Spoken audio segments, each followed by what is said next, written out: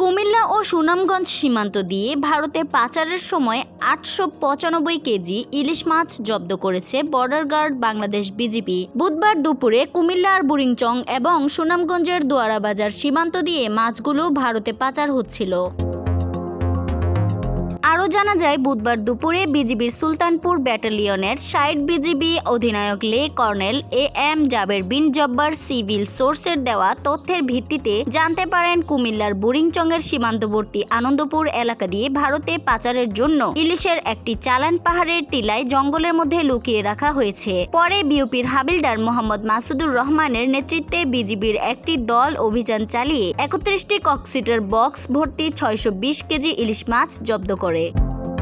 অন্যদিকে বুধবার সকালে বিজিবির সিলেট ব্যাটালিয়নের অধিনায়ক লে কর্নেল মোহাম্মদ হাফিজুর রহমান খবর পান সুনামগঞ্জের দোয়ারাবাজার উপজেলার বাংলাবাজার সীমান্ত দিয়ে ইলিশের একটি চালান ভারতে পাচার হচ্ছে। পরে বাংলাবাজার বিউপির সুবেদার আবুল বাশারের নেতৃত্বে বিজিবির একটি টহল দল সীমান্তবর্তী ঘিলাতুলি নামক স্থানে অভিযান চালিয়ে 275 কেজি ইলিশ মাছ জব্দ করে।